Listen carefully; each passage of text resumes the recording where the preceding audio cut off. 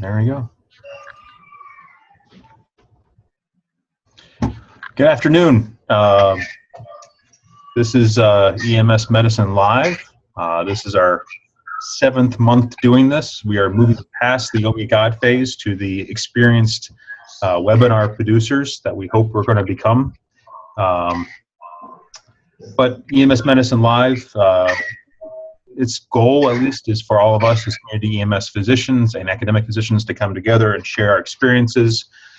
There is some board preparation as well. Last month we had Chris Martin-Gill from Pittsburgh do a flight physiology talk, which was excellent. One side note, we apologize. We haven't got that video up on our webpage, but it should be up shortly. The big idea of doing a webinar is trying to get group involvement. Asynchronous learning is great. This is available on our webpage and on our Facebook page. But having folks come together to add their thoughts and their experiences is really what we're looking for, and trying to get you involved. Those of you who are here, thank you. There are 3 of us who are the medical directors. Myself, I look nothing like my picture anymore, but that's my department picture. We do have Derek Cooney, who looks just like that still, who's the fellowship director here at SUNY Upstate, and Brian Clemency from SUNY Buffalo, who's their fellowship director as well. If you haven't noticed, I've already muted almost all of you, except for Harry, just to keep the background noise to a minimum. If you have questions during the presentation, best to text or message EMS Medicine Live is my laptop, which I kind of keep to the side to answer questions, and either we'll break in and ask Harry a question or wait to the end.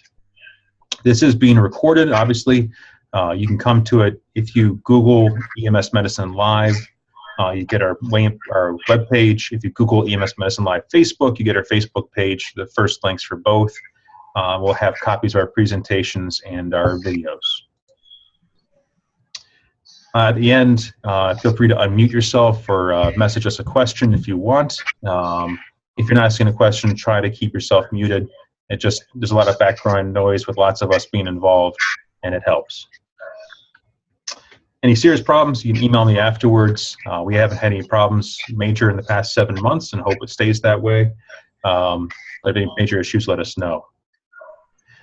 We are fortunate today. I think this is a good topic for EMS Medicine Live. We're discussing rescue task forces. We're fortunate to have Harry Wallus. He is a past resident in emergency medicine here at Upstate. Did his EMS fellowship here as well. Gosh, 2-3 years ago, Harry? I forget how long ago now. Yeah, 2 years. About 2 or 3 years. Left us, moved to Portsmouth Regional Hospital. I do hate him thoroughly. He probably got a job most of us would enjoy. Walked into an EMS medical director position at the hospital.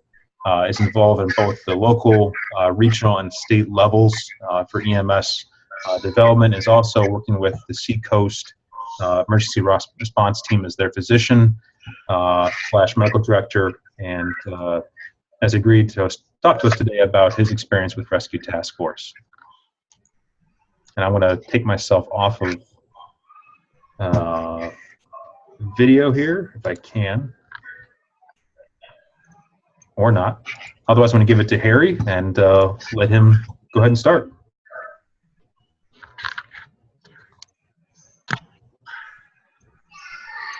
And start. You okay, Harry?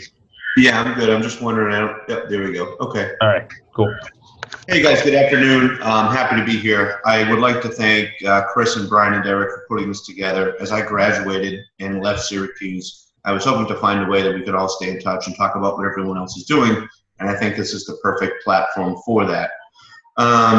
Given obviously all of the recent scenarios involving active shooters, particularly after Sandy Hook, this concept of rescue task force teams has really come to the forefront and is in varying stages of progress throughout the country. My goal here is to outline what these rescue task force teams are, the impetus for them, and we'll talk about some of the other objectives after. As Chris had said, if you have any questions throughout, just text or let him know, and then we can either stop the talk and discuss them then, or we can discuss them at the end. So objectives today, we'll discuss the traditional role of EMS in immediate threat scenarios, We'll identify the impetus for change leading to these rescue task force teams. Identify and discuss terminology, which is important because we have EMS, fire, and now law enforcement. We want to make sure we're all on the same page, as communication is always essential. We'll discuss really what the difference between tactical medics and physicians are, such as my role in the CERT team and the rescue task force team, which they are two separate entities. We'll highlight interventions and thought process different in this environment versus traditional EMS. There really is a different role for the medical care that rolls out different scenario and order in which we care for these patients.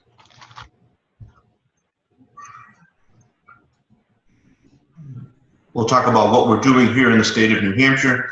Within the past 6 to 12 months, we've actually made a lot of progress in this arena that I'm pretty happy with and proud of. Then we'll review a recent active shooter drill, which we carried out here in New Hampshire. It was fairly timely. We just did this on Friday. I have a couple pictures to share with you, and I'll let you know what my experience was. It was somewhat limited. I was not in the talk. I was out downrange with the team, and we're waiting on our official after-action plan, but I think that'll be something nice to discuss as well. So traditionally, and prior to medical school, I had 8 years experience in BLS, so we used to drill on this pretty consistently. And traditionally, victims or patients would either be delivered to us or they would egress on their own. After they arrived, we would triage and transport accordingly, staged far down from the danger.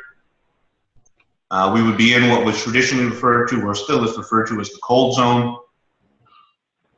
EMS was essentially kept away from the fight until that hot zone, where whatever was going on was made safe.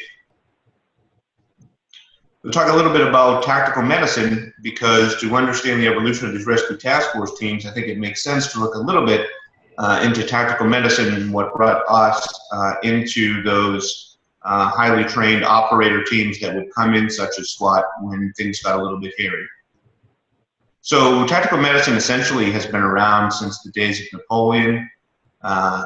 Basically switched to civilian SWAT teams. The seminal event for this was at the University of Texas at Austin, where on August 1st, 1966, the sniper Charles Whitman shot and killed 15 people while wounding 31 others.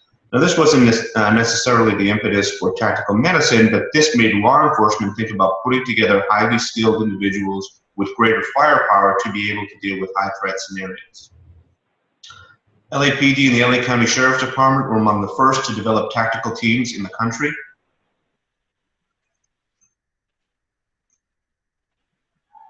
Chris, it seems like my control keeps going in and out, just so you know, buddy. Prior to 1989, medical care to SWAT teams came from regular civilians, which were staged, civilian EMS, civilian fire, at safe locations removed from the areas of operation. Now, this wasn't just these large active shooter events, this was standard SWAT operations. After we got out of the Gulf War, this concept of getting medical care close to the fight was realized and implemented during Operation Iraqi Freedom.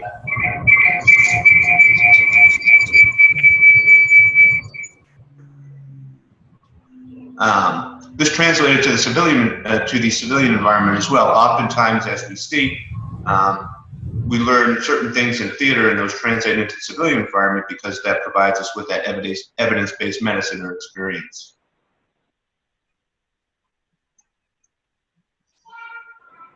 This evolved from tactical emergency medical support to tactical EMS and now tactical medicine. Just different terminology to describe the same thing, but at this point now, universally is referred to as tactical medicine.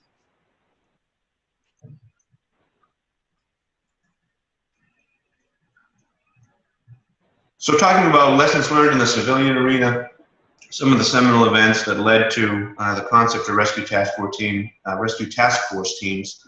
Most recent to my memory, Columbine in 1989. When we sit back and look at the numbers recently over the last decade or so, over 100 incidents according to FEMA, with 250 people killed between 2000 and 2012, with a drastic rise since 2008. Obviously, a big event here in Connecticut's Sandy Hook, the after-action plan, after seeing what had taken place, the injuries and the response time, The conclusion was made that maximizing survival requires an updated and integrated system that can achieve multiple objectives simultaneously. So at this point, we have to be thinking about victim identification, care, extraction, a couple other things I'm going to talk about in addition to the threat. Department of Homeland Security made the statement, in order to maximize lives saved, there is a need to get life-saving medical attention to the victims quickly. In previous active shooter incidents, the focus has been exclusively on law enforcement neutralizing the threat. So here we see we kind of have to make that transition from, although we have to certainly be cognizant of the threat to try to get people in as soon as we can, as opposed to staging far away, waiting away in that cold zone, at least if we want to help maximize survival. So here now we come up to this concept of EMS in a warm zone. The hot zone obviously is where we have the active shooter.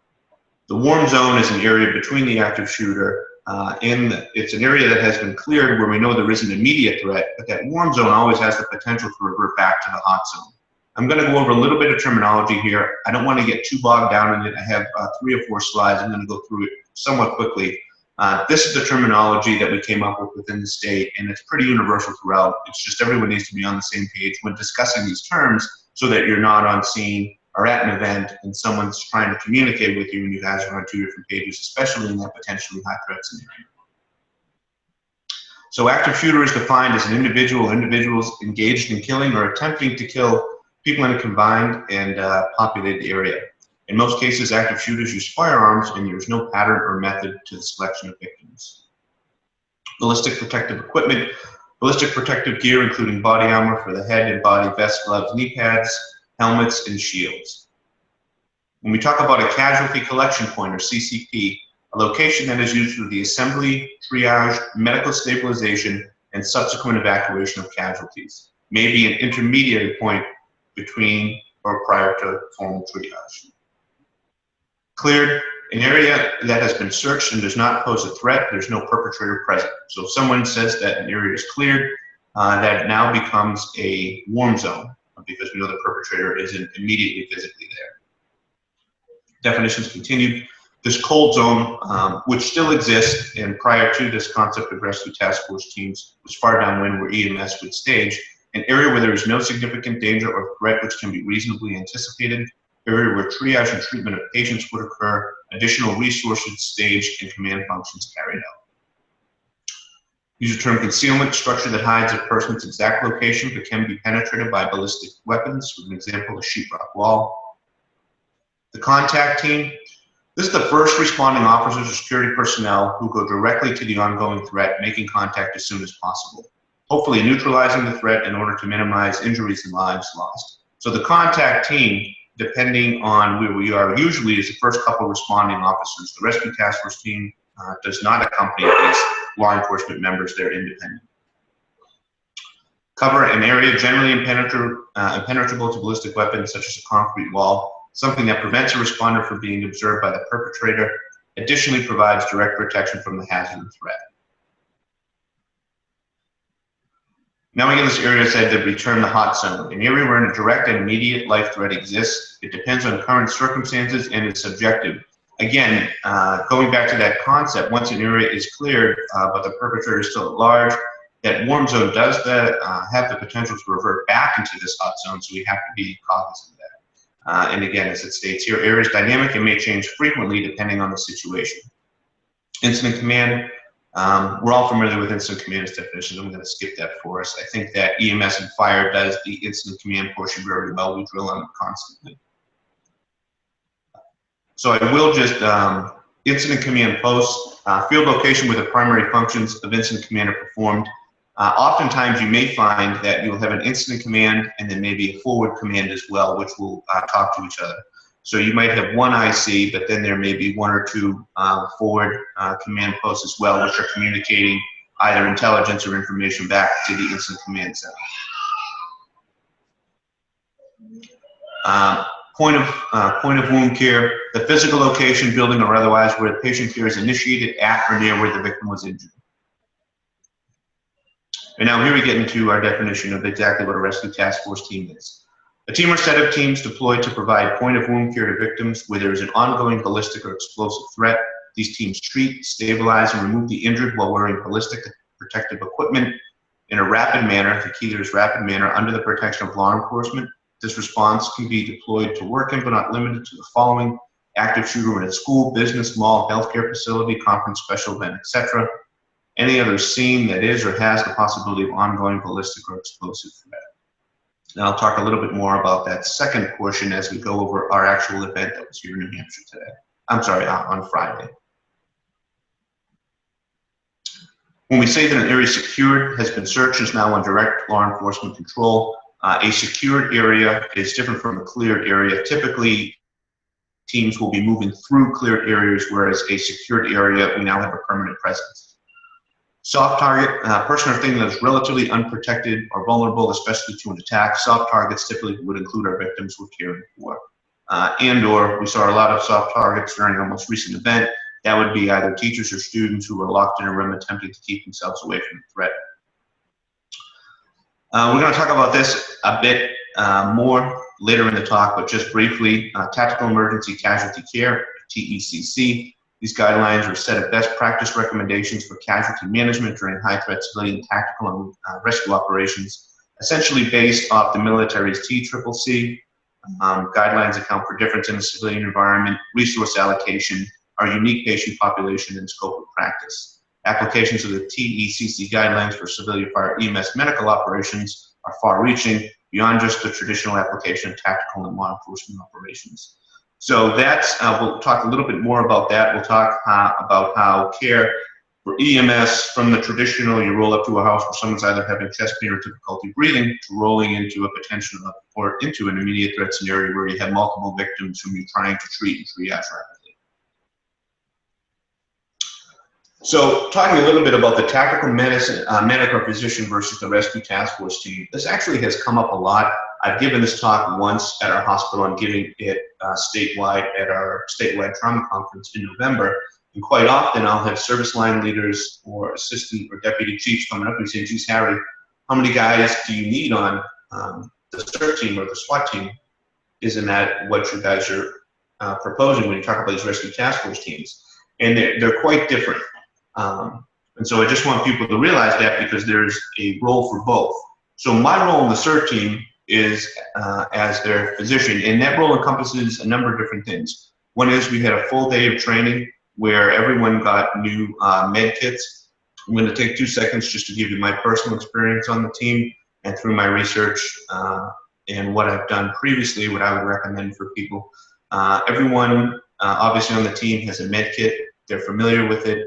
Everyone has their own med kit in the same spot and has a couple essential things in it, which I will discuss later on in the talk. That one day of training that we did, as I say, we went over everything within the medical kit, made sure everybody had it on their persons in the same spot. Reason being is your medical kit is for you. You don't want to take your medical kit and use it on someone else, because then if you take an injury, now you don't have what you need either to self-treat or for someone else to come up and take care of you. We did that, as well as ran a scenario through our simulation lab of an officer down. We did an active shooter in the hospital scenario with a brief scenario of coming into one of the rooms with the officer down, and we were able to run that one pretty well. I say this because part of my role as physician on the team is education, at least from the medical standpoint. The other part is actually going downrange with the team. So there's myself, another physician on the team, and a medic. What we do is try to deploy with the team. We're not in the stack, we're not the first ones in, but once we're able to at least clear an area, we're the second ones in, hopefully, and oftentimes we're right up on the scene in the back of the tank. Our role in the team is essentially to care for operators down. We're there to protect the team, to keep them safe, to make sure everybody goes home at the end of the day. Our role is not typically to run in and start treating multiple civilians. This is where the transition from our role on the CERT team, taking care of the team, doing that education, going over medical kits, etc., making sure everyone's safe during training. This is where it transitions to this role of the rescue task force team, which is a different entity. So the role of the rescue task force team responder is their role to rapidly triage and treat multiple patients as they come into these warm zone scenarios. They typically should carry, and we'll go over this one more time, equipment to deal with about 6 to 8 casualties apiece in their first in-day. And this is just rapid triage and treatment in the warm zone for these guys. They come in with law enforcement. They could either come in with the tactical team, or in some scenarios, they are built into the first responding law enforcement officers after those first 2 or 3 go in to at least clear the first part of the building. We can talk a little bit more about that after, but again, the role on the SWAT team is multifactorial, dealing with the men and women on the team, and then that role for those rescue task force team members is dealing with the victims. So when I say what do we have in common, that kind of leads me to my next slide, which is that tactical emergency combat care. This tactical emergency combat care, I'm sorry guys, hang on 1 second.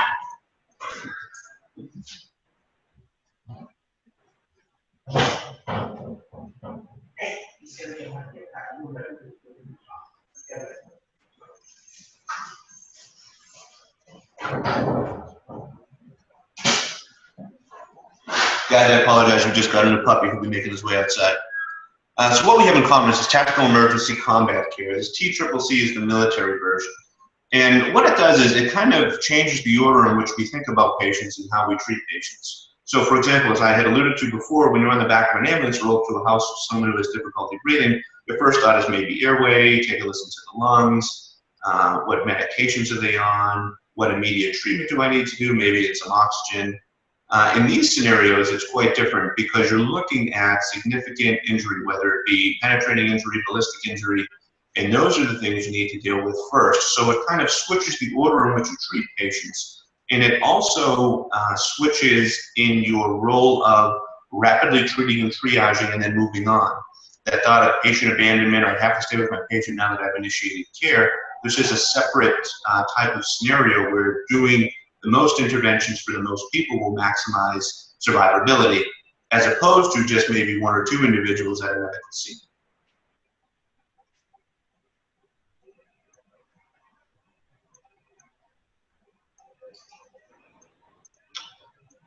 So essentially, a lot of what we have now came out of the many lessons learned from the wars in Iraq and Afghanistan. It's unfortunate, but a lot of things happen in theater that then translate back home, and one of the things that comes out of that, fortunately, is that we're able to make better decisions about what we do in the civilian environment. So again, that change in mindset from traditional pre-hospital medicine, where you're dealing with a medical patient, as I say, maybe 1 or 2 medical patients, now to dealing with multiple patients who have taken significant injury, that if we don't intervene, quickly, the chances of them surviving are very slim. So talking about this tactical emergency combat care, here are the goals. Save preventable deaths, prevent additional casualties from taking place, rapid EMS trauma assessment, and then rapid treatment of life threats. This is that, again, that switch, bleeding before breathing, lose so much red, you're dead, same concept. Hemorrhage is one of the big things we're going to look at. We'll have some evidence as to why we do that in a second, and then timely evacuation.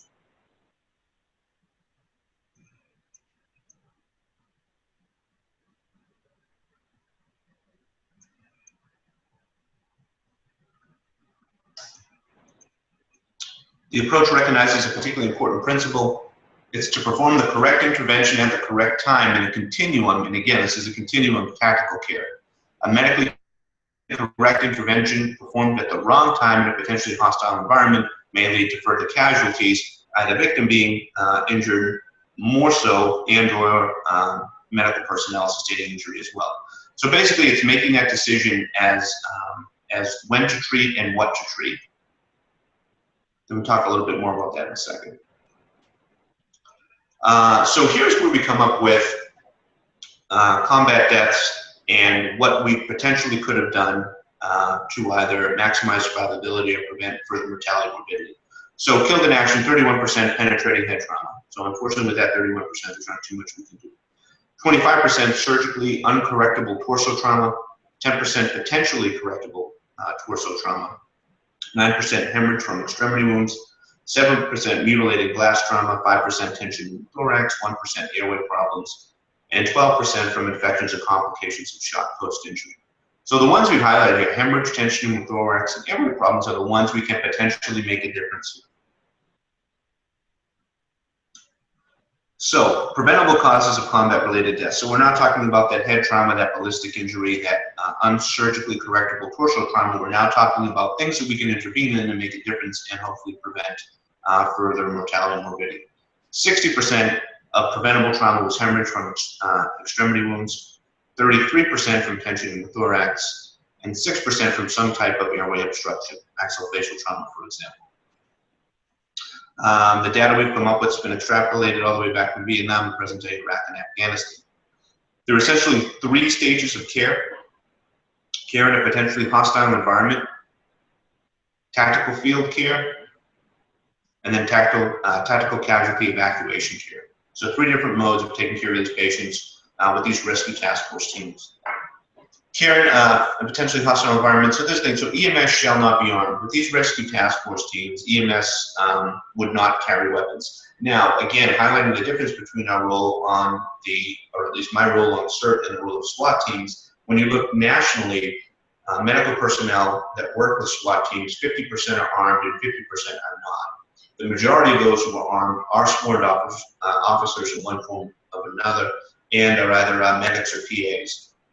But in this instance, when we're talking about rescue task force teams, EMS would not be armed in these scenarios. Having said that, that does not mean that they would be unfamiliar with the weapons utilized by law enforcement, because there's always the potential of a downed officer or operator, and EMS should be aware of at least how to make the weapon safe, and or, of course, for self-defense, should the perpetrator or whomever be approaching them, they need to defend themselves and or the officer down. So available medical equipment, obviously is limited to what can be carried by the medical first responder. So talking about some of the essentials we need to keep in here, because we really just kind of want to keep it down and dirty: tourniquets, chest seals, and 10 or 14 gauge catheters for chest decompression, trauma dressings, nasal airways, hemostatic dressings, face blankets, and casualty tags. Just down and dirty, bare essentials, so you can carry the most amount of equipment to affect something with these preventable deaths for the most amount of people. So tactical field care, this is the care rendered by the medic once it has been determined by police that the scene is no longer under direct threat, and this is the warm zone. Again, that hot zone is where there is an active threat, and then this is, we're talking more about the warm zone. Just as a quick caveat, I was talking to my guys about what we do in a hot zone environment. If someone takes a hit to an extremity, the only thing we're doing in the hot zone environment is maybe putting the cap on. Otherwise, we're just returning fire. The best medicine in the warm zone is bullets. So these guys are just continuing to return fire at the threat if possible. If they get a second, the only thing they're worried about doing is throwing a tourniquet on if it's necessary based on the type of wound they have. And that's talking about for you guys who are either on tactical teams or thinking about starting a medical team for a local tactical team. Once we're in the warm zone, available medical equipment is still limited to those that can, to what you can carry in. You're not going to have multiple people coming into the, you're not going to have multiple people coming onto the scene. That's going to be difficult to resupply, although there is a plan for that, which we'll talk about later. But basically, what you have in your first in bag is what you have to treat. So the time to evacuation can vary considerably. Again, this is a very fluid and dynamic scenario. You may be able to get in and treat, and all of a sudden you walk into an atrium and you have 8 victims, you can treat them all, you're out of supplies, and now it's time to consider evacuation. If the egress is clear, then you're getting everybody out of there. If it's not, for example, maybe there's a fire, maybe the threat has now moved behind you, now you may have time to sit down, re-triage everyone, and see if there aren't other things you can intervene in once you've addressed those life-threatening scenarios. So talking about evacuation, rapid extrication of a casualty, and there are several different devices which you can use: mega movers, skids, drags, etc. And again, if you can utilize these devices, it's much more reasonable to be able to place 1 or 2 patients and have a single individual be able to drag them out, as opposed to putting 4 bodies on a litter and carrying it. Now, if you have stairs or something else, obviously the scenario changes, but the least amount of bodies you can use to successfully extricate these patients, the better off you are, because it's going to leave your medics freed up to treat other patients as they continue to move forward, and you're going to need law enforcement freed up because they're going to need more guns, just because the threat hasn't been neutralized yet.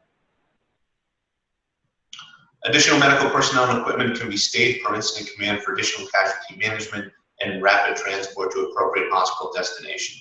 So we're talking a little bit here about that casualty collection point. That still needs to be set up. We still need to have ambulances staged, obviously, as we do in traditional medicine. And I'll talk a little bit about our experience. Became a little hairy actually getting the patients out of the building we were in to a casualty collection standpoint because the threat of the shooter was still present. And you don't want to be rolling an ambulance up there if he can just stick a gun out the window and start shooting at the cab. Care in a hostile environment. Minimal attention to airway at this point because the need to evaluate the casualty quickly. Again, we're not talking about intubating patients or anything along those lines. Control of hemorrhage is essential since injury to a major vessel can result in hypovolemic shock in a short time frame. As we all know, get a major vessel, 2 to 5 minutes later, you can exsanguinate. The average person, again, can exsanguinate in that 2 to 5 minute period with a major vessel injury, for example, a femoral artery disruption. That was a video at one point. I think most of us have probably seen it for quick clot or whatever, where they lacerate the pig's femoral artery. Tourniquets, of course, these are makeshift tourniquets here, but just talk about just emphasizing the importance of tourniquets to control hemorrhage. Tourniquets should be placed approximately 2 to 3 inches. Now, there was some conversation about this, that new guidelines are bringing up right to that transition zone or joint and strap it down. Or the traditional thing, 2 or 3 inches above the injury as soon as possible during clothing. I've talked to a couple of trauma surgeons. I'm still advocating for the 2 to 3 inches above the injury. If a second tourniquet needs to be placed, so be it. You're going to get a certain amount of vasospasm anyway. And at least if it's as close to the wound as possible, you're going to give the surgeon the most amount of real estate to work with when they're either trying to salvage the extremity or thinking about some type of joint replacement. If someone has a significant injury in the tib fib area, right, and we wrap this thing all the way up around the groin, then we may have taken away this patient's ability to simply have a BKA or below the knee amputation device, and now they're looking at a whole extremity device. So again, I know there's a little bit of talk about this now, whether you bring it all the way up to those transition zones by that having the shoulders and hips insecured, or if you go 2 to 3 inches above the injury. At this point, for my guys, after those conversations, I'm still recommending the 2 to 3 inches above the injury. And just a little, I'm going to put a little plug in here for the CAT. I have no affiliation with them. I don't work with them. But I do think that it has been tried in combat and has passed the test. There are a number of other alternative devices out there. I've run into a number of them, many of which I don't like for various reasons. If you guys would like to discuss this at some point, I'd be happy to discuss it with you, talking about different brands and why I prefer the CAT. The only disadvantage to the CAT is you really need one of those practice scenario CATs. I believe they're blue in color. Because this is plastic, so you don't want to train with it constantly, because then when you get in combat, it might break on you. But certainly they've had no incidents of failure with 1 to 2 applications. So kind of some of the key points when dealing in these warm zones or immediate threat scenarios. Airway management beyond placing an MPA is really best deferred until after. We're just bringing needle crites back in the state of New Hampshire for paramedics. I'd be hard-pressed to start thinking about doing a needle cricothyrotomy or surgical cricothyrotomy here under these immediate threat scenarios with multiple patients. So really, I would just recommend opening the airway and placing an NPA. Again, oftentimes we talk about cervical spine stabilization, especially in blast injuries. This is really a quick and dirty, doing the best we can for the most amount of people. So if someone's not breathing, forego the cervical spine injury, open the airway best you can, and pop the NPA. Stabilizing life-threatening hemorrhage with a commercially available tourniquet. Now, again, it's really hemorrhage before airway in this instance. So you really want to make sure that if you see someone bleeding, that you address that bleeding right away, because there's only so much blood. Even when we're talking about getting the patients off the immediate scene and back to the hospital itself is only going to have a supply of so much blood. So whatever we can do to stop the hemorrhage as soon as possible is important. Consider hemostatic presence and trauma pressure. I'll highlight a couple of those in a second, and just reassure the casualty. If you happen to be with just one person or you're transporting one person, don't forget the importance of continuing to speak with them every 15 to 20 seconds. It keeps them engaged, and it also keeps you aware of any potential deterioration if all of a sudden they're talking to you and 30 seconds later they're not. Continuing, the initial assessment, bleeding control before breathing. I'm sorry, yeah, bleeding control before breathing. Again, you only have so much blood, and once you lose that, the patient's really in trouble. Nasal airways, no advanced airways. Place in a left lateral common position to maintain the airway opening.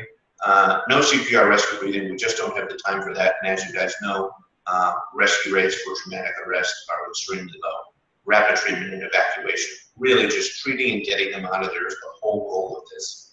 Ongoing assessment, airway advanced as needed or as is appropriate. O2 assisted, again, oftentimes we're not going to have an O2 tank with us. This would be something more after we get them to the casualty collection standpoint. I'm sorry, the casualty collection point and or that field triage area. Circulation, IV, IO access, fluid resuscitation. I will tell you guys in my bag for the team, I do carry an IO drill. So just an example of how we can lay somebody to keep them protected. Open the airway with the chin lift. Again, as I said, we're not going to worry too much about cervical spine stabilization, but at least if you can get that airway open and or throw an MPA and we're giving them some shot. And again, placing them on their side, in case they start to vomit, we certainly don't want to make things worse. You guys are familiar with nasal airways.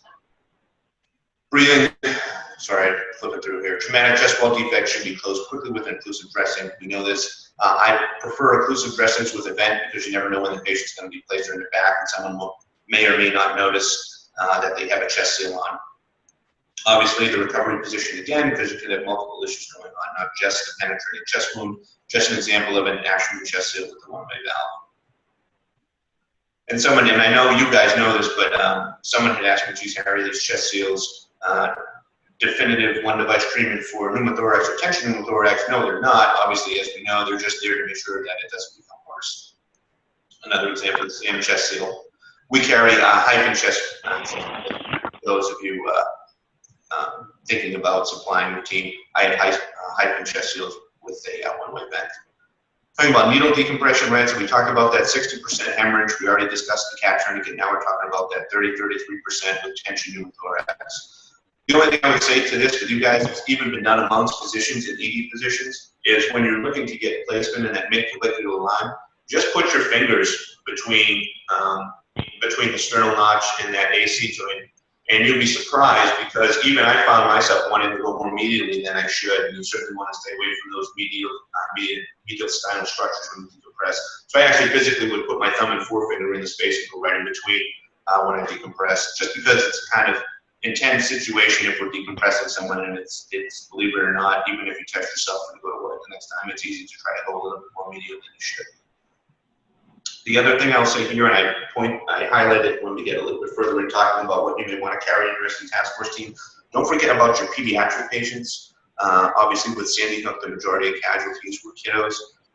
When you're thinking about decompressing a pediatric chest, a 10 or 14 gauge isn't what you're looking for. You'd want something more along an 18 or a 20. So I carry 18s and 20s as well, and that's something you guys may want to consider. God forbid you roll into a scenario with the school and you need to decompress a kid. Talking a little bit about circulation. As we're now moving from that immediate threat environment, whether your egress has been solved or you're now able to get the cat out of one zone, any other bleeding that had not been addressed should now be addressed. Minimum of clothing removed. Do your best to search for injuries otherwise. Hemostatic dressings. There are a couple out there. Direct to the site and hold for 20 minutes. If any of your guys have old med kits and they still have the old powder, quick clot powder, please try to get rid of that. Oftentimes people aren't checking their med kits or med bags. Even if this is something as simple as an email to your local team, just to ask them to take a peek, because as you know, the powder's no longer used. After 4 minutes, if it's ineffective, you may try to apply a new dressing. I mean, honestly, at this point, if it's ineffective, you've probably already thrown a cat around it, and you're going to leave that on until they get to the hospital. You should not apply additional dressings over the ineffective dressing. You can pack wounds with gauze, especially those penetrating chest wounds. Battle dressing bandage to secure the hemostatic dressing in place so it doesn't get moved in transit. Do not remove the dressing if the bleeding is controlled. Some examples: quick clot combat gauze is nice in that it rolls out for you, so you may use it to fill those penetrating wounds as well, as opposed to just something that's a bit more open and accessible. IV fluids, I'm not going to say too much about this. I carry one bag on me to treat the guys on the team. I can't imagine that we have the time or luxury to be starting a lot of IOs and handling fluid. You may want to bring 1 or 2 bags in with you just in case, as I said, either egress is halted for one reason or another, or you do have a little bit more time to address any of the injuries going on.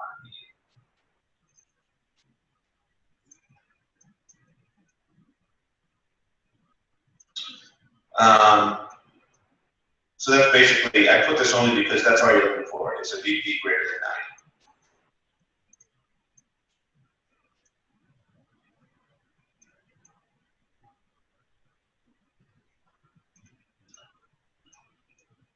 I'm going to kind of go through this a little bit quickly because I don't want to bore you guys. I know you know a lot of this stuff already. Secondary injuries deferred until after the evac. Obviously, we've been talking about treating immediate threats right away, which include hemorrhage, airway, and tension in the thorax. The rest of it can be taken care of then operators. Tactical evac. We have to assume at some point the casualty will be evacuated. Time to evac being quite variable for all the reasons I had mentioned before. Perhaps there's a fire that breaks out, perhaps the threat moves to a new location, so you may find yourself with more time to sit and care for your patients, further triage and evaluate. Of course, a mass casualty event may exceed the capabilities of the medic. I think we should all probably anticipate that as it is usually the case. Just some examples of tactical evacs. We have mega movers and skids here. And again, the most amount of patients you can place on these with minimal personnel to evac them, the better off you are.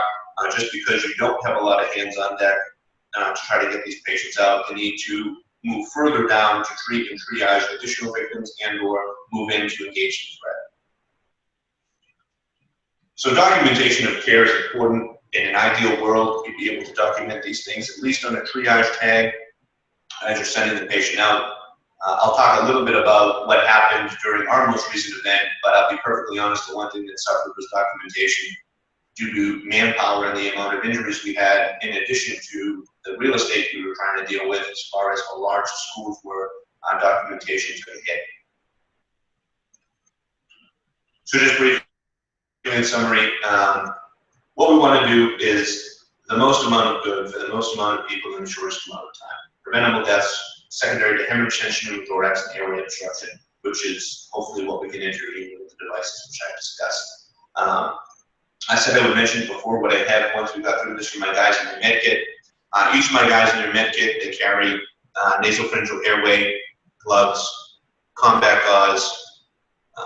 I gave them an H wrap. You may also look at investing in an Israeli Advantage, which works really well for compression as well.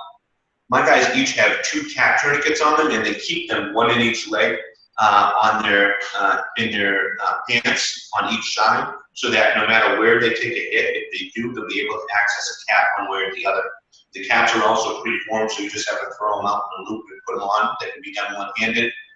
An example of some of the drills I had my guys do, we do them blindfolded, and we do them without the use of one limb, just to get everyone used to being able to throw these on, either if they take an eye injury, either in complete darkness for one reason or another, or they've actually had loss of a limb and can no longer use it. So just some of the drills with the cap, and you'll be surprised as to what people like and don't like about it. We've modified ours a little bit, and then also where they want to keep it so they can have access to it at all times.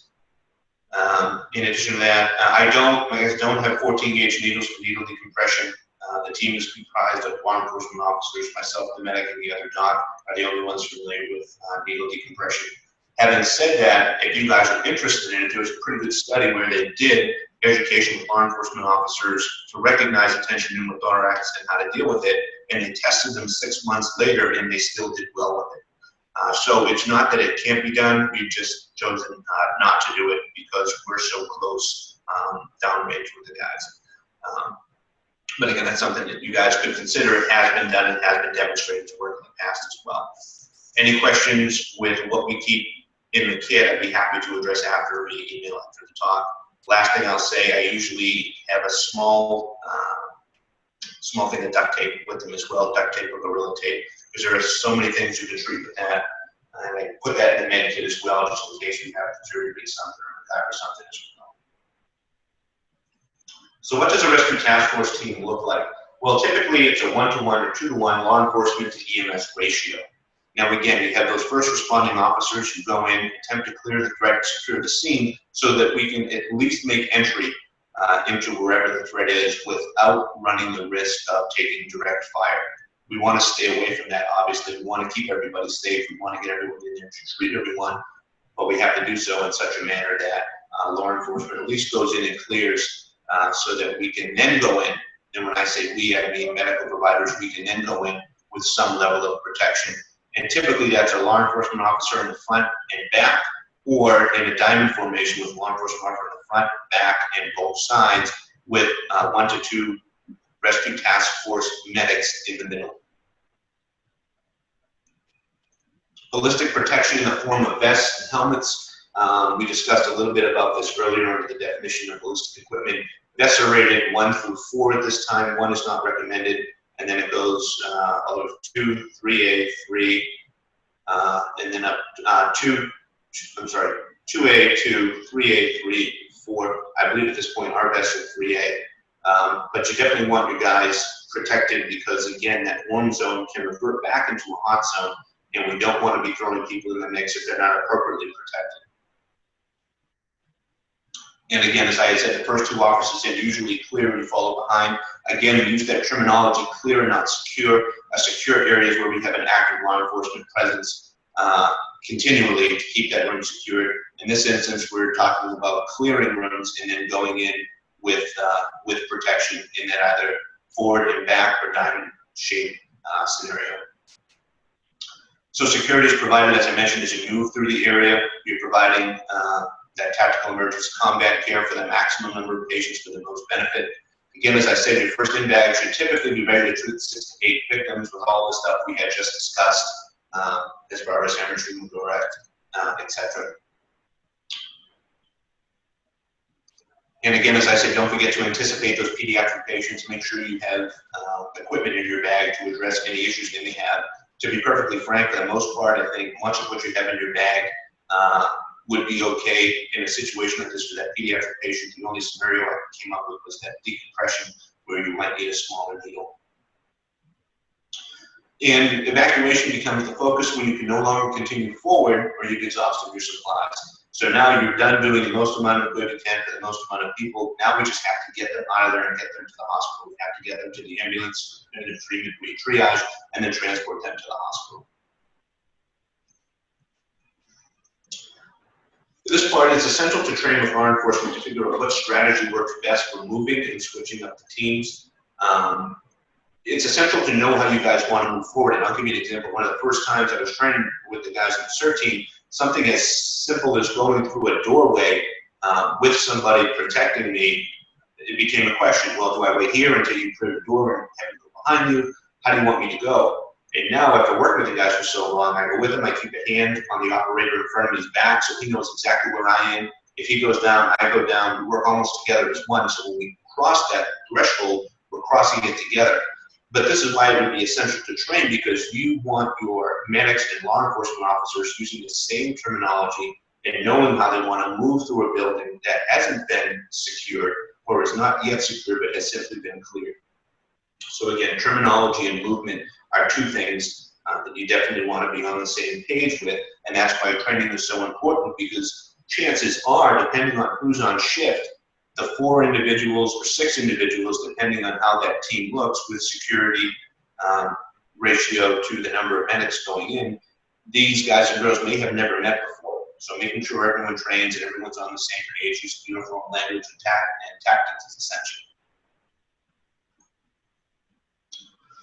So I kind of raised this as a question because when I gave this talk, I started talking to the audience a little more. What are some of the issues that need to be addressed to start off? Well, from my personal experience, and I'm going to jump ahead a little bit. I talked a little bit about what we're doing in New Hampshire. We put together a stakeholder meeting of law enforcement, including state and local police, Office of Emergency Services, fire, and local fire departments as well, because we really needed to have that stakeholder meeting to make sure everybody wanted to do this. We had to make sure everybody was on the same page, and if they weren't, what were the concepts or misconceptions they had that prevented them from being on the same page as everyone else and trying to get this thing rolling out. We had a total of 45 meetings, 1 to 2 hours apiece. This was up in Concord at the State Fire Academy. And eventually we were able to hash out a best practices document, which I'll talk about later. I bring this up only because really the bigger picture issues that we really just need to get people, first and foremost, administration to sit down, chiefs to sit down and agree that this is something we need, and then we need the unions to sit down and say, yes, this is something that we think would be a benefit, and then lastly, we have to work on the budget because we need the manpower and the training hours to be able to do it. So these are just some of the basic logistics that we were running into problems with before we could even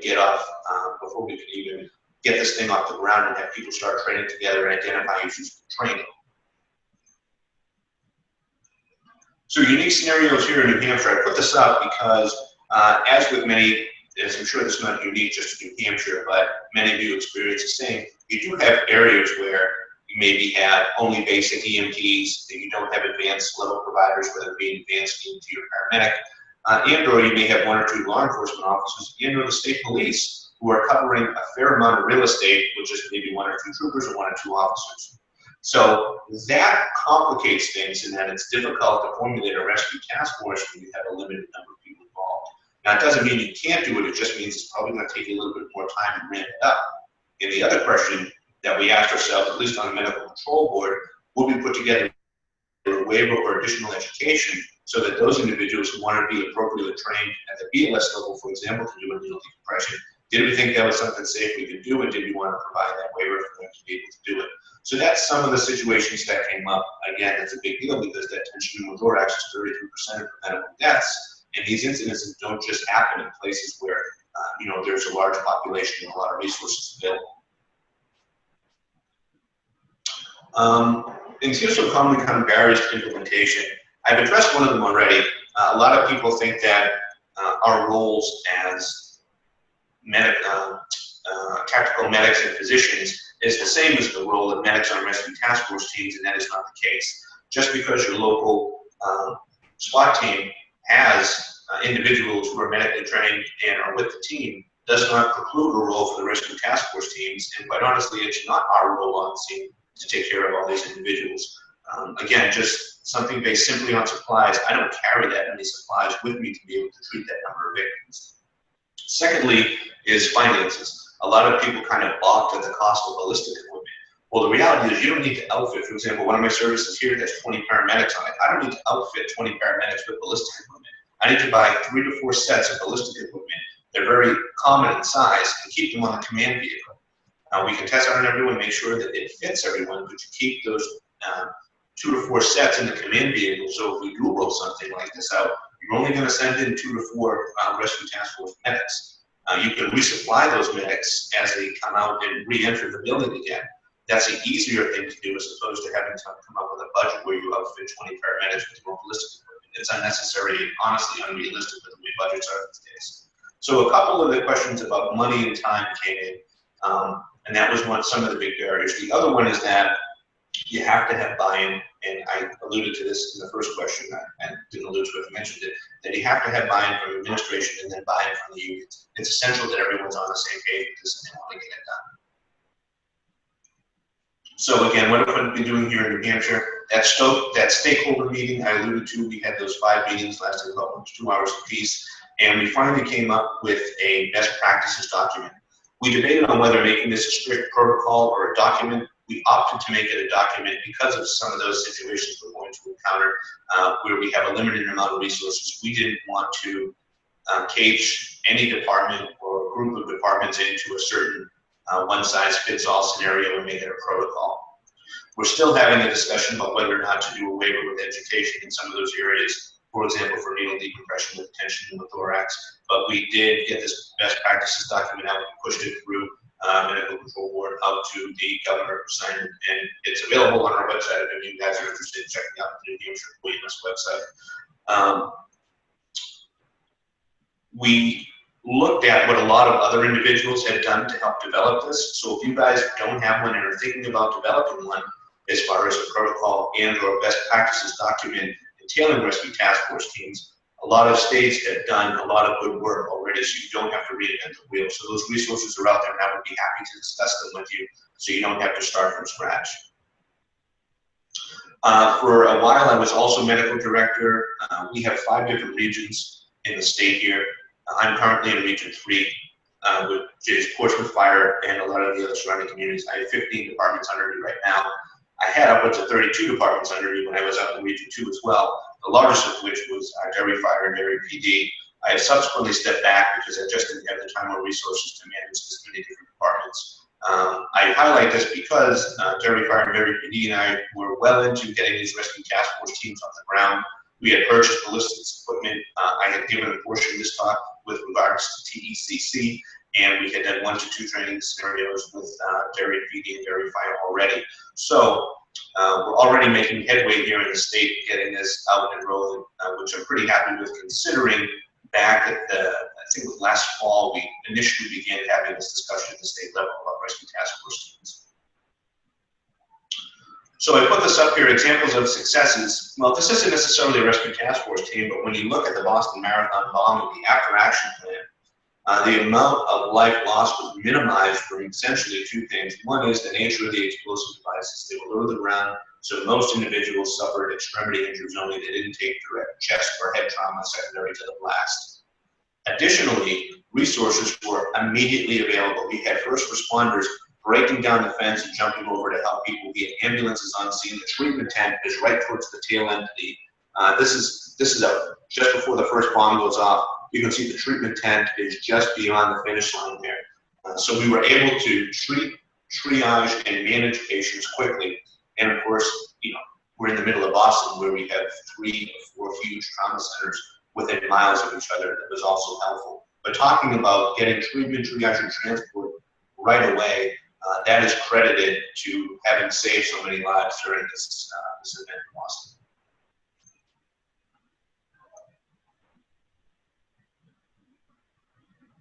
So I'm going to talk a little bit now, and this will be the last thing, about the recent active shooter drill we had in Portsmouth, New Hampshire. First, the participants. This drill involved multiple local police and fire agencies, emergency management, homeland security, the FBI, our regional SWAT team, for which I'm one of the physicians on CERT, state police, New Hampshire State Police SWAT, and EOD, explosive ordnance. Of course, I can't remember the last. Of course, I can't remember the D. Nice. Disposal, I'm sorry. So about 1,000 hours, 911 received reports of shots fired at the local high school. The callers also were reporting sounds of explosions and that they could see and smell smoke. Call immediately went out, and about 10:05, the first law enforcement responding units arrived on the scene. Incident command was set up with senior law enforcement and fire officials on duty. This is what I think you guys will see as well when you have these rescue task force teams. Whomever the ship commander is should be well versed in setting up incident command initially, and then you guys, whomever those senior officials are, can start sending individuals in. Honestly, law enforcement officers, we had I think three or four cruisers that were there initially, with the officers along them making entry into the building to try to get some type of intel back, corroborate what 911 was saying, and at least get into the building and give us a sense of what was going on. After that, senior law enforcement and fire officials came in and then set up the initial incident command. That command vehicle, at least from the fire side, that command vehicle should have the packs for the rescue task force medics in it, as well as their ballistic equipment. A casualty collection point was established about 150, 200 yards away from the high school. This was the traditional CCP in what would be considered a cold zone. Now, if someone has a good rifle, 300 yards is not out of the range of possibility to zero in on somebody, but traditionally this is, might be a little further down, but for the purposes of this event, 150, 200 yards away from the school. Communications. Went through forward operations to command to identify multiple victims, corroborating the 911 calls. So we actually, and you guys may have experienced this, we had a couple incidents of what's called swatting recently, where 911 received a phone call, hey, you know, I'm in a closet in my house, there's an intruder, he had a mom with a knife, he already stabbed my dad. We activate the team, we all go out, and there's a kid playing Call of Duty or something, and someone set them up. So they activated everything, and we find that the call is not corroborated by what we see on scene. So one of the important things was this was an incident of swatting or wasn't a hoax. As soon as the initial law enforcement officers got on scene, they confirmed what 911 had said and sent that intel up range. So approach initially with operators in the Bearcat who deployed. So SWAT was activated as soon as we had corroboration of an active shooter and that there was either smoking or explosions on scene. For those of us going, I have a picture of us getting ready to deploy. We typically gather what's called a rally point. We go over the plan, what little intel we have, and make the best of setting up the plan with whomever else is there to help us out. And then initially, it's the operators who deploy. Typically, that's in the Bearcat, and then now they were on scene. So now it came back, the cat came back, and both myself and our medic were second in. Within the second wave of operators, the medic actually went into the building, and then I was stationed in the Bearcat just outside the high school. The way this worked was casualties were identified and brought back to the cat as there were actually reports of multiple active shooters. I say multiple active shooters because, as I had said before, we don't want to roll an ambulance up to a scene where there's still an active threat, and here's a big either red and white ambulance coming up, and someone can take a couple shots at the cabin or the back. So we figured the best way to extract the initial casualties, we got them right out of the building and got them right in the back of the cat. The driver of the cat, who's also a SWAT operator, then took us back to the casualty collection station. I'll tell you this, as they were bringing people back, people were looking at the back of the cat and saying, "You're the doc, right?" "Yes." "Okay, well, here's what they have." Well, with my my supplies for 2 to 3 victims, which I knew in my own mind I shouldn't be using on victims coming out, they should be reserved in case you have to go in and if someone hurt of the team. I want to rapidly utilizing those supplies on patients coming out, just because the whole concept of this is rapid intervention as soon as possible. What I wound up doing is snagging a first in bag, thinking about a real world scenario from one of the ladder trucks, and then taking that back with me to continue to try to have enough supplies as casualties were brought up from the scene. So just to throw a wrench into the works, 911 then received a second call reporting multiple gunshots fired at the middle school, in addition to reports of additional explosions. So now we're looking at that scenario where our resources are now going to be paused or halved. The state police SWAT unit, which was supposed to come and help us get through the high school because we had so much real estate to deal with to secure it, was now redirected to the middle school. We on CERT continued our operations at the high school. Fire set up a second command post at the middle school. So what are some of the things that we took away from this as it started to wind down and get everyone out? Well, we're still awaiting the official after action plan. As I say, I was not in the talk during this operation. I was downrange. So I had somewhat limited access to it. I participated in both the quick hot wash for law enforcement and fire services.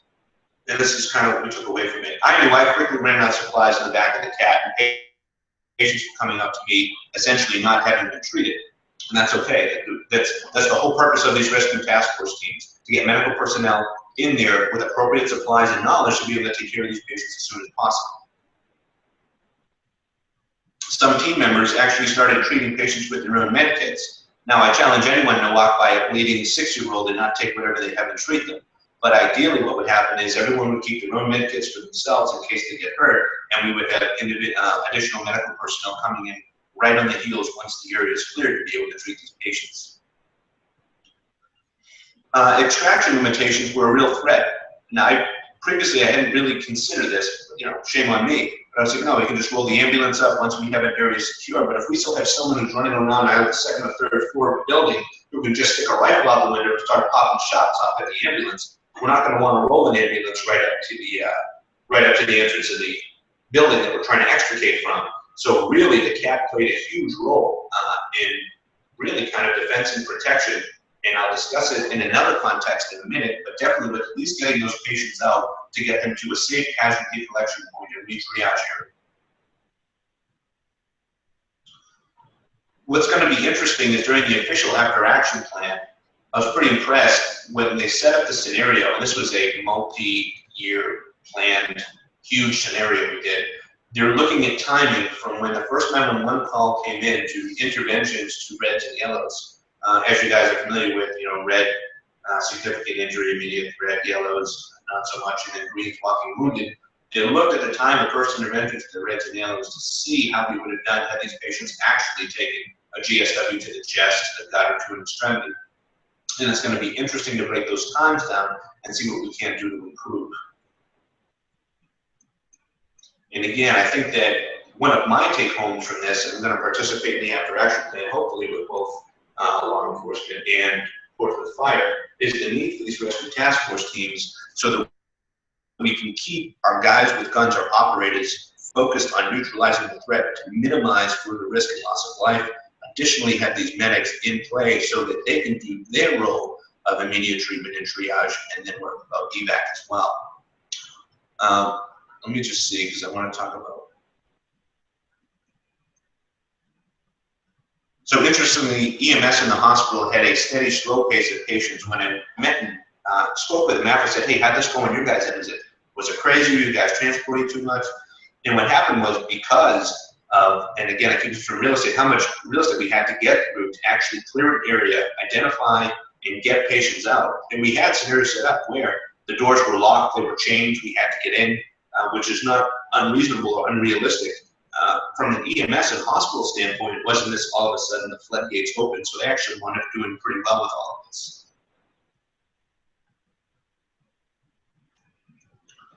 So, before I get into just a couple pictures, one of the things I'm going to take away from this, at least me personally, and if any of you guys are operators with your local SWAT teams, I'm going to get a trauma kit and supply it as if for an RTF in the back of the CAT.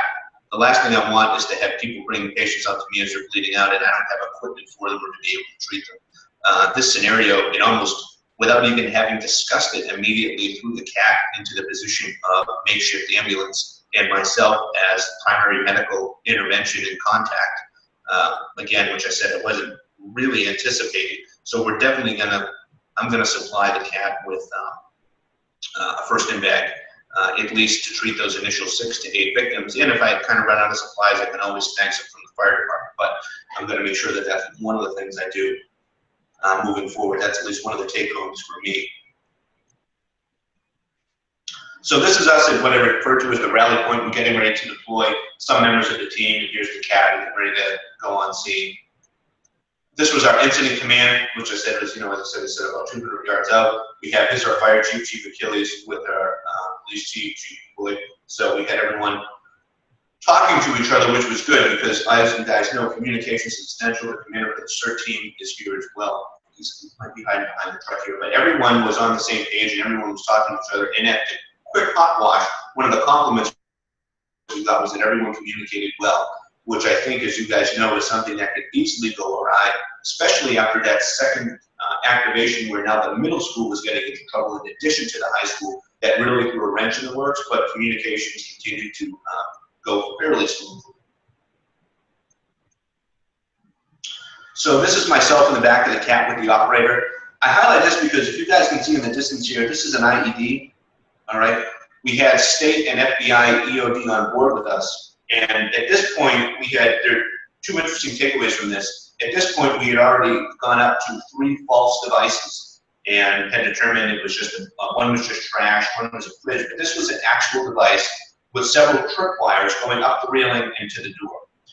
Now, I say this because there are several threats to the rescue task force team above and beyond simply the shooter. There may be IEDs out there that have not yet gone off. So when we're talking about training guys and training them tactically, we're not going to get a big conversation about how to disarm this, but we are going to at least talk about keeping eyes on and being situationally aware that there are multiple threats, one of which may be an IED that either hasn't been discovered or hasn't gone off yet. So conversations like, don't click your mic if you're near the IED, always keep your eyes open. As soon as you see it, mark it off and just back off. Those are conversations that should be had in addition to familiarizing your rescue task force teams with law enforcement's weapons, not only how to use them, but how to make them safe should an operator or law enforcement officer become injured, and should they have to play that role of making the weapon safe. I put this in here because this was pretty interesting. This is a portable X-ray device that the state police had. It's a $60,000 device. And basically, this is assembled and goes over the device to let us know if it actually is something we need to worry about, if it's a hoax, or if it's just trash.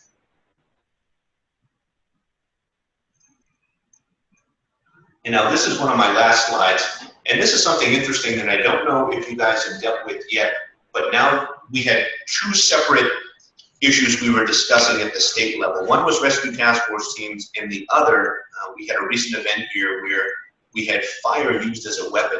So the other, I hate to use the term interesting, but the other topic we need to discuss is fire being used as a weapon. This becomes particularly challenging for a number of reasons. On this scene, they simulated fire as a weapon. They had the guys let hose and put it out. And this was interesting because where this picture is being taken from is the back of the cat. The cat provided protection and security to get firefighters out there to be able to put this out under some protection because there was still an active threat. But at this point, the fire was becoming an issue that had to be dealt with. It was set up as a scenario where it couldn't just burn. It was set up as a scenario where it wouldn't just go out, that we actually had to actively engage.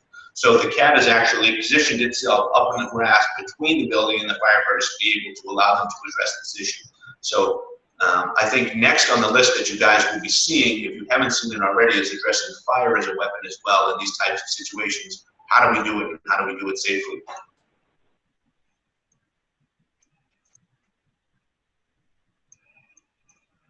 So just quickly in review, the evolving role of EMS in many threat scenarios.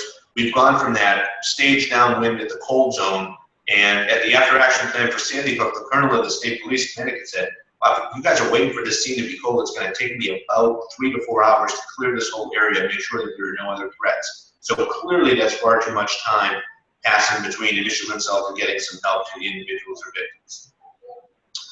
TECC is just the change in tactics and mindset from traditional pre-hospital medicine. You have to make that mental adjustment and do the most amount of good for the most amount of people in the least amount of time, being appropriately equipped to be able to do so, and having that mindset that, yes, I have to treat and move on. It's not patient abandonment. It's similar to MCIs, which we train for anyway, that mindset.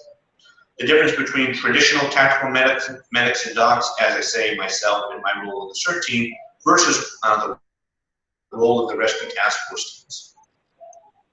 Cooperation and collaboration amongst agencies is essential. I think this is obvious, but once you get all the players to sit down at the table, at least you can start having the conversation and humor out some issues and or objections. For example, the one that I addressed with how am I going to outfit 20 operators or 20 medics with ballistic equipment, we can help answer those questions and come up with solutions so we can move forward to this. And last thing I'll say before questions, the reason I'm doing this, I have a 5-year-old and a 2-year-old, both of which are going to be in the Northampton school system next year. I think we all have a vested interest as far as community and families to try to make this work. We've seen a number of tragedies recently, and the only thing we can do from those is try to learn and move forward to help mitigate the consequences of anything coming down the road. Thanks, Chris. I'll let you kind of. Okay, 1 second. Get myself back. All right, thank you, Harry. Yep, you can see me now. Thank you to Eric for doing that. I would bring up a couple of things I'm curious about in the future is, will EMS go? If you have ambulance providers arriving on scene and there's an active or immediate threat scenario going on, how many of those will actually go in behind police and say, I'm going to accept the threat of going into rescue task force into a building, into a mall, into a school, and put themselves at risk? For my medics, paramedics we've been teaching my class for years, their mentality is don't go into the scene safe. Now we're changing things up and asking them to go into places where the scene's not safe. I know Harry's group is getting some ballistic vests and protection for their providers. Around this area, we don't have the same finances that will support buying those for providers. That's one concern I have. The second concern I have, I don't have an answer for right now, is how do we train the average provider? In the Syracuse area, we have Rural Metro, a large paid service. And then outside of Syracuse, we have multiple combined agencies with a combination of paid paramedics and volunteer paramedics and basics supporting them. How do we get training to all of these folks and all the police departments? I did a scenario with a local SWAT team about 6 months, a year ago, and they actually brought in some police off the street, and the police officers didn't know how to move with a SWAT team. So you have police officers and EMS not trained trying to do this. There's a lot of issues I see with Rescue Task Force. I do think it's the future to know how to make this work over the long term for a large volume of providers and law enforcement. I think that's going to be the trick.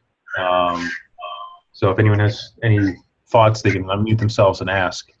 I know we've gone over a little bit, but any other questions from the group? I'm looking at my other computer.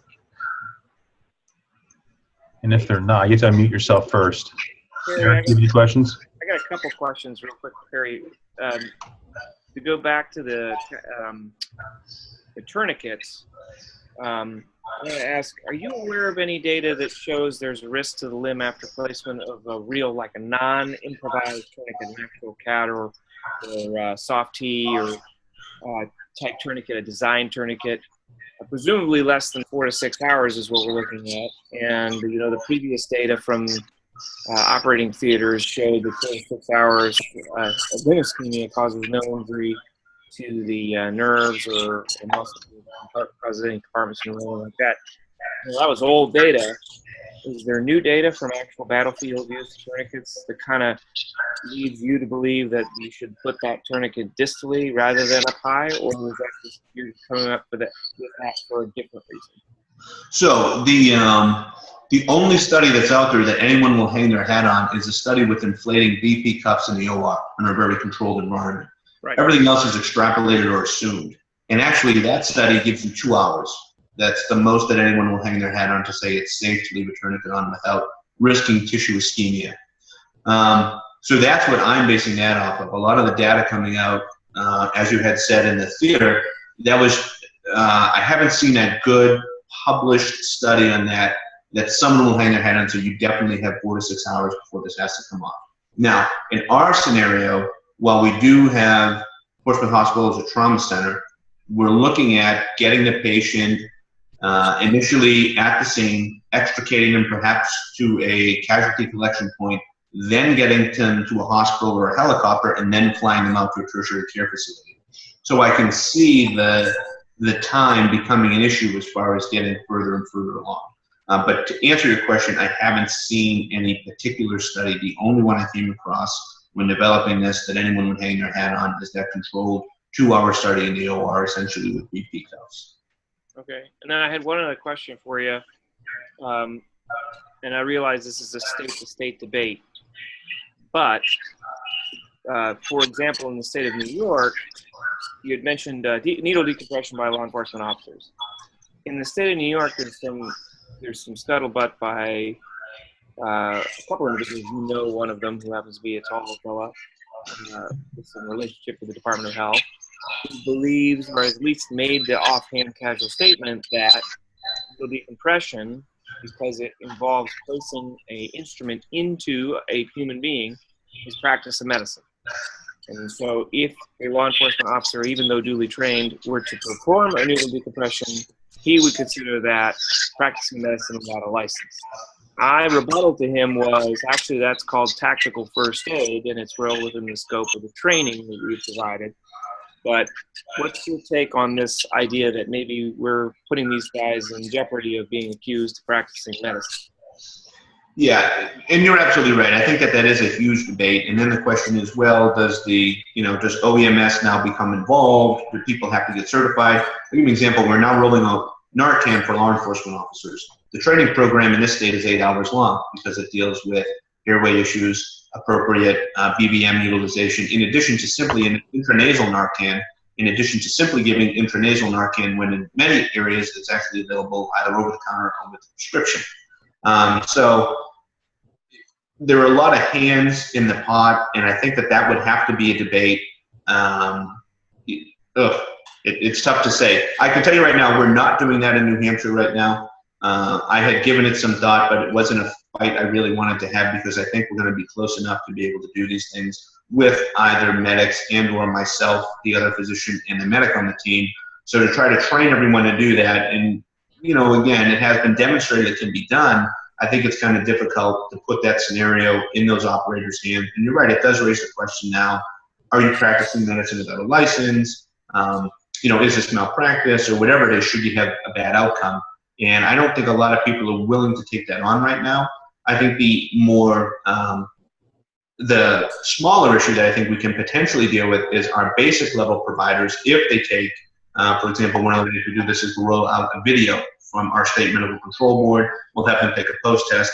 Can we roll something out to expand their scope of practice in the tactical medicine unit so that they are now allowed to do needle decompression as our medics and advanced EMTs are? I think that's would maybe be a first initial step we could undertake, get that approved, and then maybe we could see if incidences do come up where law enforcement officers having the knowledge and capability of performing a needle decompression would have been helpful. I think we would have to establish a need first before we took that kind of drastic step. And if you indulge me, I have one last question. Who are your medics working for? Are they working for an EMS agency, or are they working for the law enforcement agency? And if so, how are they practicing without being under an agency? So on the as far as us as tactical medics affiliated with the SWAT team, it's a fire department medic and both myself and another doc. As far as state police SWAT, they have no physicians affiliated with them. They have a medic who's also a sworn trooper. That's their medical personnel. With regards to Derry Fire and the Rescue Task Force team, that's the municipal service Derry Fire who's running that. As of now, there are no private services that I'm aware of that are involved in either Rescue Task Force teams and or supplementing tactical teams within the state.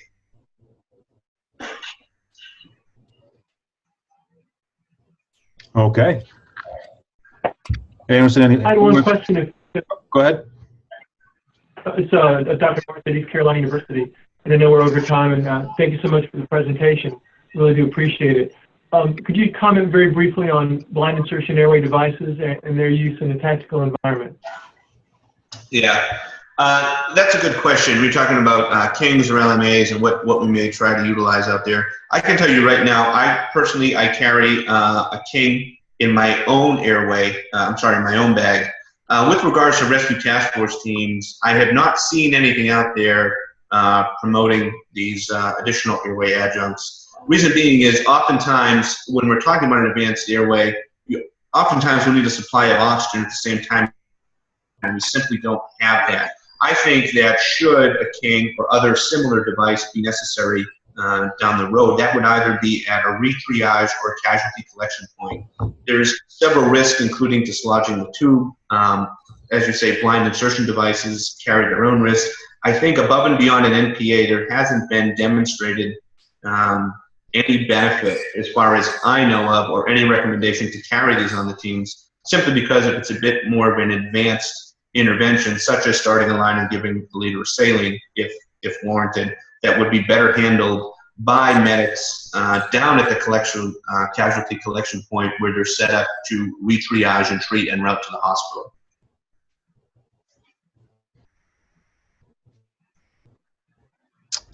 Any other questions from the group? Okay. A quick plug. On next month, we don't have a topic or presenter yet. We will work on that. If you are interested, want to demonstrate what your shop does, let me know. We do have Jeremy Cushman and Mike Daly, Jeremy from Rochester and Mike from Albany, talking September and November. And other dates are to be discussed or to be announced. I want to thank Harry again for doing this. He's obviously involved in his state and his region in terms of EMS and Rescue Task Force training, and I appreciate us talk today. Otherwise, thank you for coming, and we will see you next month.